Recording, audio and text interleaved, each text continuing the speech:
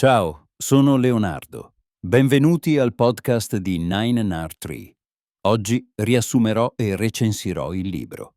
La trappola della felicità di Russ Harris è un libro che sfida l'idea comune secondo cui la felicità è qualcosa che dovrebbe esserci garantito nella vita e che, una volta raggiunta, dovrebbe essere perpetua.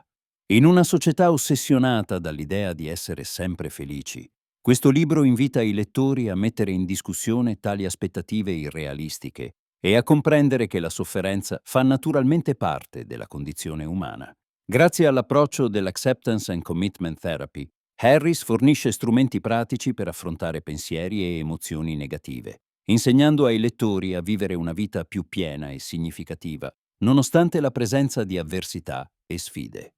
JT darò i punti chiave di questo libro. Primo, l'importanza dell'accettazione. Russ Harris sottolinea che l'accettazione è fondamentale per vivere una vita più ricca e soddisfacente. Invece di lottare contro le emozioni e i pensieri negativi, l'autore invita a includerli come parte della nostra esperienza umana. Questo non significa rassegnarsi, ma piuttosto permettere a questi sentimenti di esistere, senza che interferiscano con le nostre azioni e il nostro benessere generale. L'accettazione è vista come una skill che deve essere allenata per ridurre la lotta interiore e per liberare energia mentale che può essere meglio utilizzata altrove. Questa pratica aiuta a ridurre lo stress e permette di concentrare le proprie energie su cose che possono davvero portare un cambiamento positivo nella vita. Secondo, disinnescare il pensiero distruttivo. Uno degli altrettanto fondamentali punti trattati nel libro è il modo in cui possiamo disinnescare i pensieri distruttivi che spesso invadono la nostra mente. Harris spiega come i pensieri negativi e le credenze limitanti possano tenerci intrappolati in cicli di preoccupazione e ansia. Fornisce strategie precise per defusione, ovvero per distanziarsi dai pensieri, e vedere che, sebbene questi possano apparire minacciosi o veri, non sono fatti concreti. Usando esercizi di mindfulness, il lettore impara a non rimanere bloccato in narrative autosabotanti, trovando invece la libertà di azione. Terzo, valori personali come guida.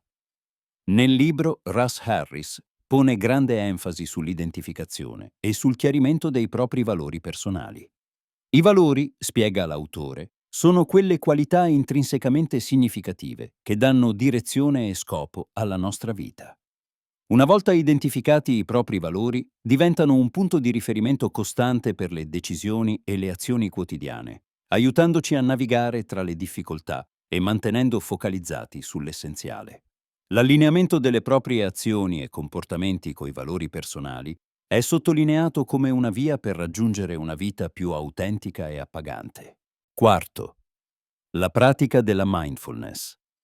La mindfulness è un elemento cardine nel metodo illustrato da Harris. Attraverso una presenza consapevole, siamo in grado di osservarci in modo più neutrale e compassionevole, promuovendo il benessere mentale ed emotivo. La pratica di mindfulness aiuta a riconoscere e accettare i sentimenti e i pensieri spiacevoli senza giudizio, che a loro volta promuovono una maggiore autoconsapevolezza e capacità di vivere nel momento presente. Harris propone diversi esercizi di mindfulness che possono essere integrati nel quotidiano, permettendo ai lettori di sperimentare i vantaggi di una mente più serena e focalizzata. Infine, creare una vita piena e significativa. Il concetto di creare una vita piena e significativa è centrale nel libro e si basa sulla premessa che è possibile trovare soddisfazione e appagamento anche quando si affrontano le inevitabili difficoltà della vita. Harris sostiene che attraverso la definizione dei valori e l'accettazione delle emozioni possiamo agire in modi che ci portano verso una vita più ricca di significato. È un invito a non attendere che tutte le condizioni siano perfette per vivere con pienezza, ma di iniziare a muoversi verso ciò che veramente conta per noi, nonostante le avversità. In conclusione, La trappola della felicità è un libro adatto a chiunque si senta bloccato da pensieri negativi e insoddisfazioni nella propria vita. È particolarmente utile per chi è soggetto a stress, ansia e per coloro che si trovano in una continua ricerca del concetto tradizionale di felicità. Questo libro è un valido strumento per chi desidera sviluppare un approccio più realistico e salutare alla propria vita emotiva. Le tecniche di acceptance e commitment therapy possono aiutare a costruire una maggiore resilienza e a trovare gioia e appagamento nel quotidiano.